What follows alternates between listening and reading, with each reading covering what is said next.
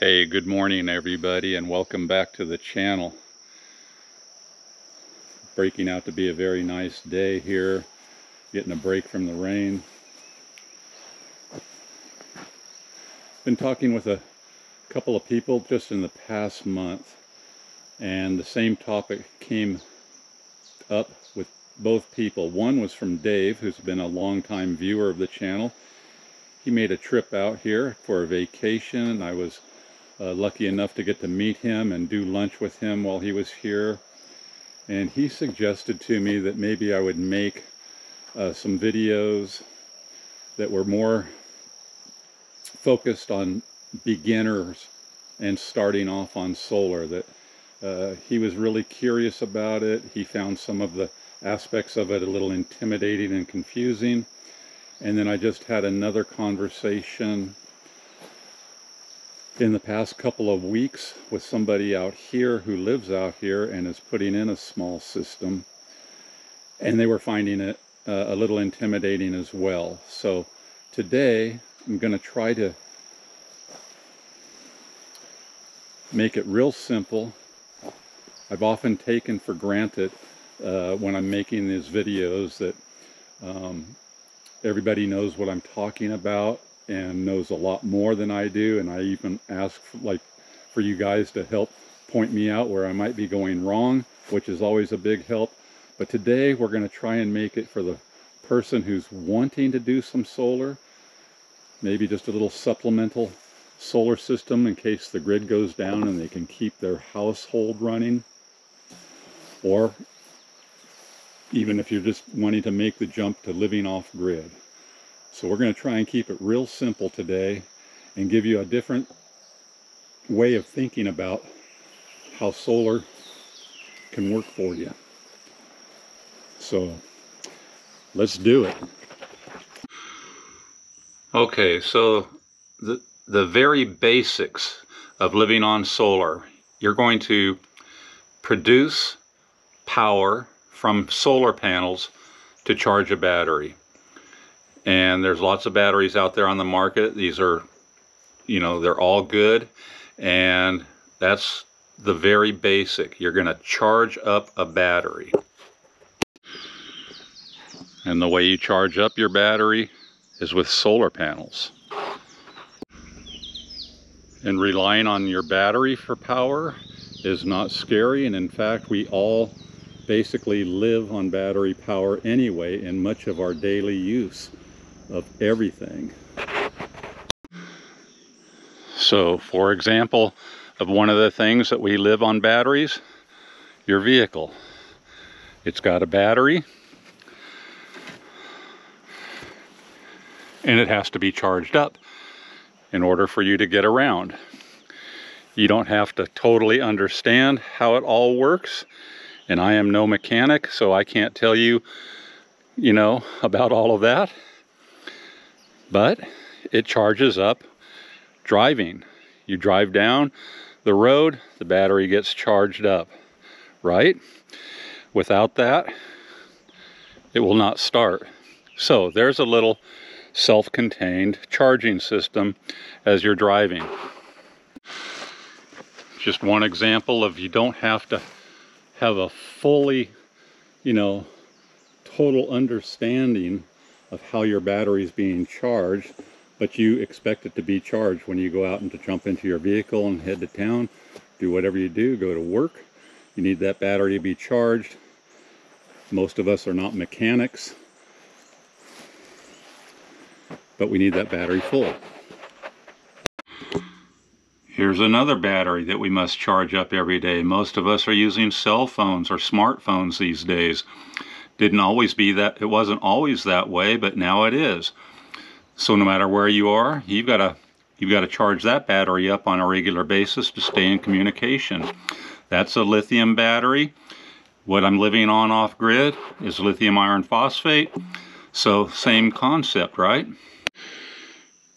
And then back here in my utility room where I have this system, and yeah, I can see we're looking at this as intimidating as looking under the hood of the car for many of us. When my car breaks down, I'm not a mechanic, so I take it to my mechanic to get fixed. And even though I have explained all of these components, you know, that are tied together here for this particular system, you don't have to get too buried down, you know, buried in the details with this. And here's a much more simple system, which would be actually fantastic as a supplemental system. I use this every single day. I've got solar coming in right there. Those wires go to the solar panels. There's a charge controller. It takes care of charging your battery efficiently, and you don't have to worry about it. It does all of the work for you. Super easy to tie up. And then you've got an inverter. This takes the 12-volt energy, turns it into regular household energy, the same way that you're charging your cell phones and laptops and computers and every other rechargeable device that you're using. This is the same power. If you're on the grid, that is the exact same power. So you can plug your device into here. You could, you know, put a little power strip down there, charge your devices, your batteries. You're charging your batteries, just like this is getting charged. So, okay, you need solar panels to charge the battery. There's just a few components that you'll tie into the system to make sure your battery charges properly. And the other thing that you're going to want, just like in your vehicle, you've got a gas gauge, right? You know when you're driving down the road whether it's time to get to the gas station and put gas in your vehicle or not because of a gas gauge. Same principle on solar. Regardless of what kind of battery you're using, think of it as a gas tank. And you put a gauge on it. Right there, tells you how full it is. Early in the day, with not even great sun, this is a full tank. Full tank of gas. Same principle. That's how I think of the batteries, as your gas tank. There you go. You just take a peek at what your gauge says, and you know exactly how much power you've got. Sorry for the lights, but anyway, you get the idea, right? At a simple glance, you can see how full you are.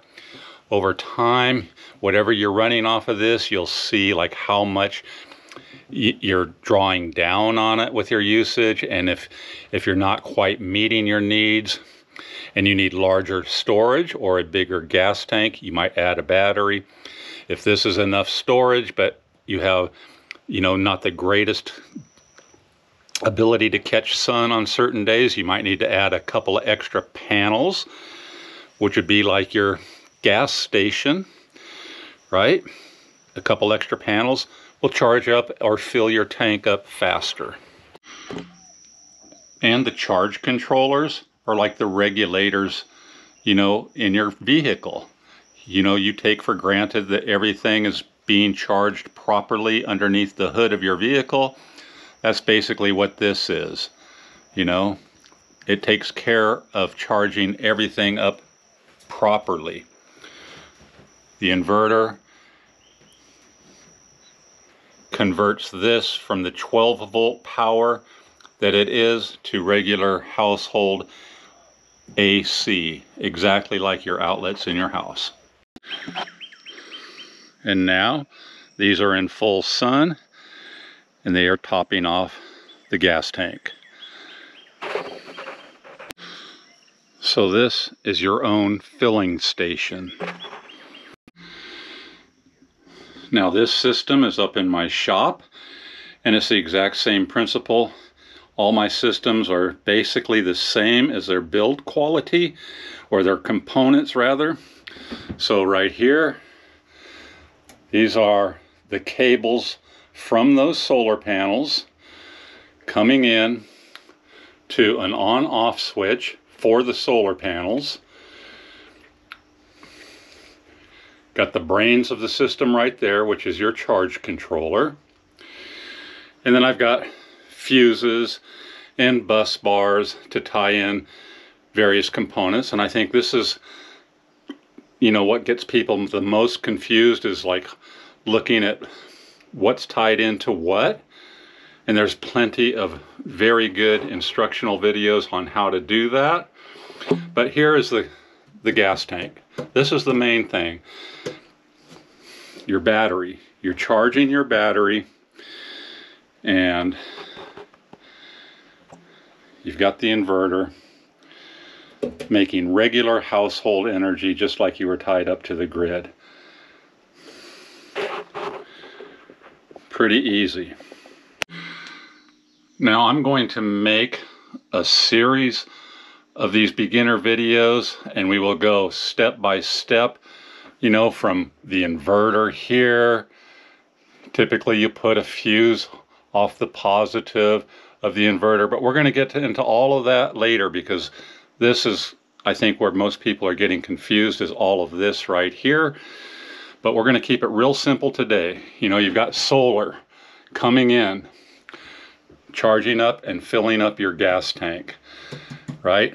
And you've got an inverter that is AC, just like what you plug in on the grid and charge up all of your devices and everything else that you use your outlets for. Now I know that that can look a little overwhelming to people, but it's really not. And the more you understand what each one of those things is doing, and we will go into that in another follow-up video to keep it really simple for somebody that wants to just start.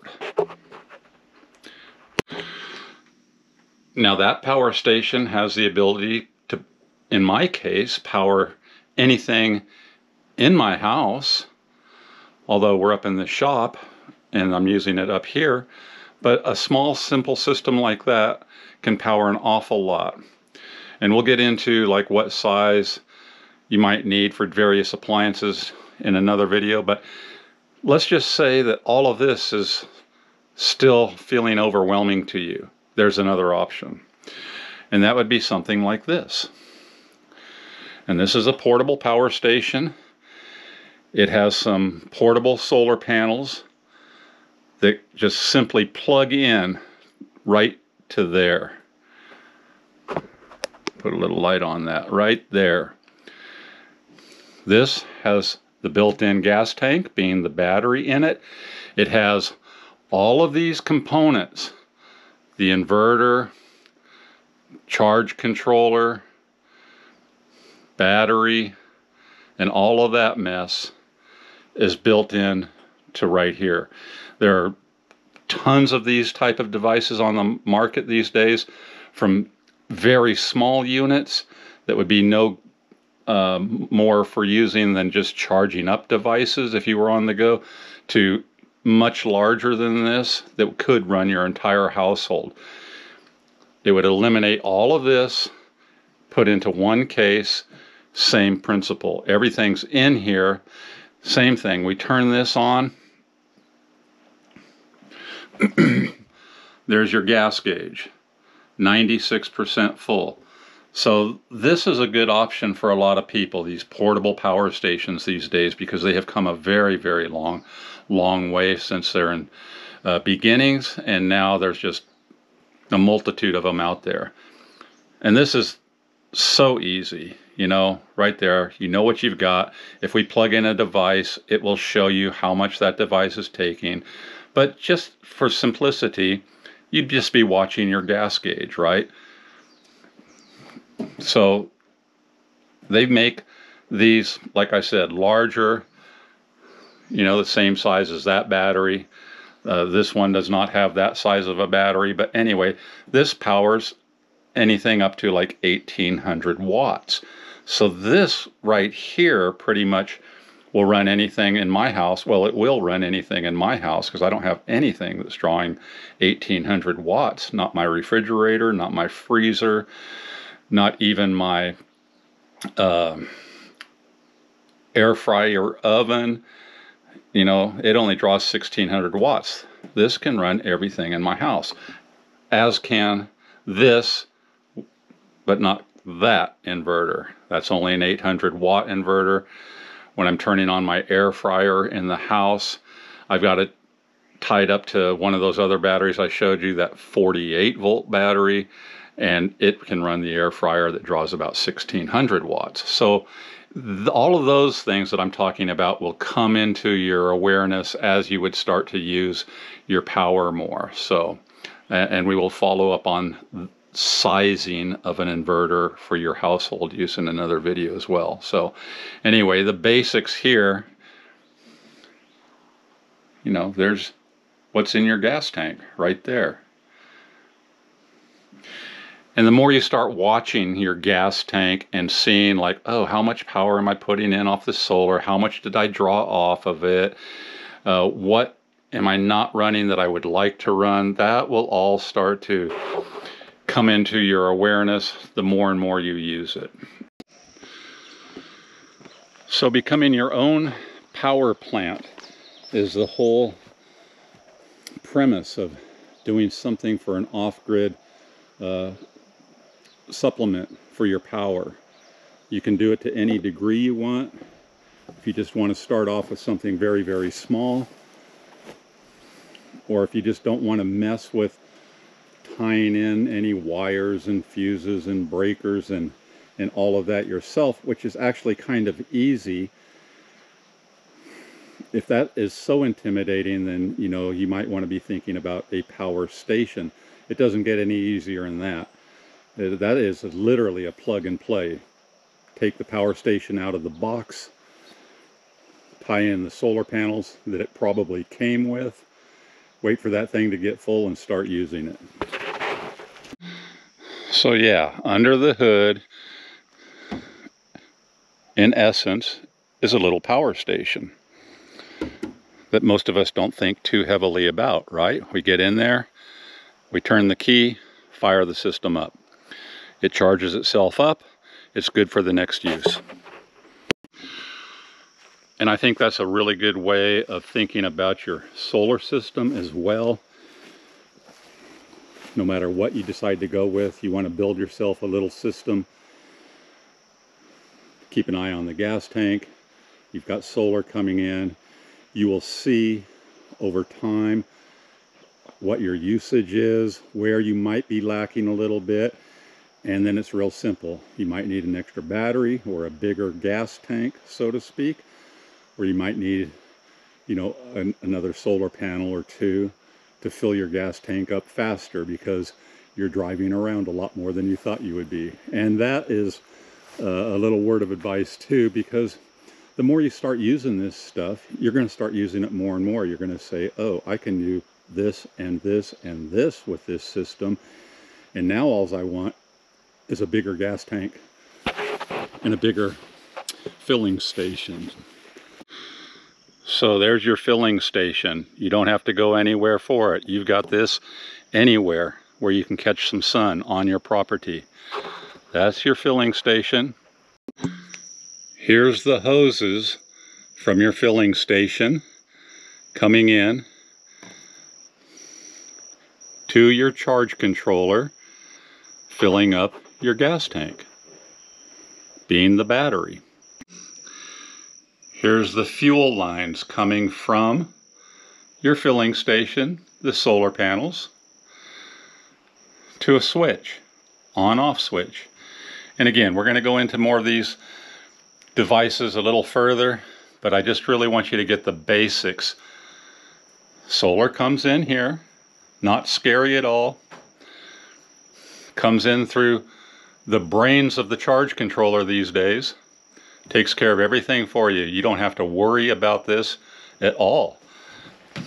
All you're going to have to do in the beginning is watch your fuel gauge and see how you're doing. 89% full. You can go a long way on that, long way down the road. All right, so I think that's good for the initial concept, right? You're going to create your own filling station, solar panels. You can have a very long hose coming off of that to fill up your tank. And then as you start draining your tank, you will start to learn where you might be falling short, or you might be just absolutely fine for your usage. So become your own filling station, fill up your fuel tank, and then start using your fuel.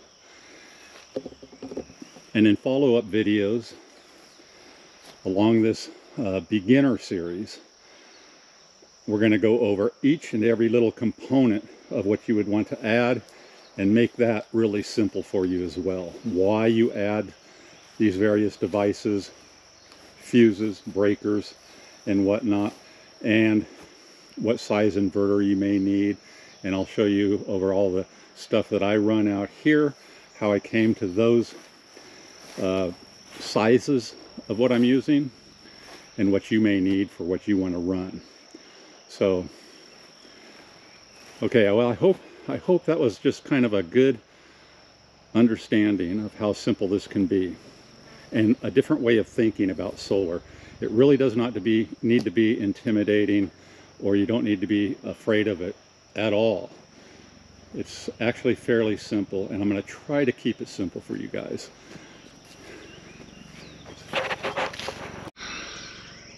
So I hope this video was helpful to a lot of you that have been feeling intimidated about solar.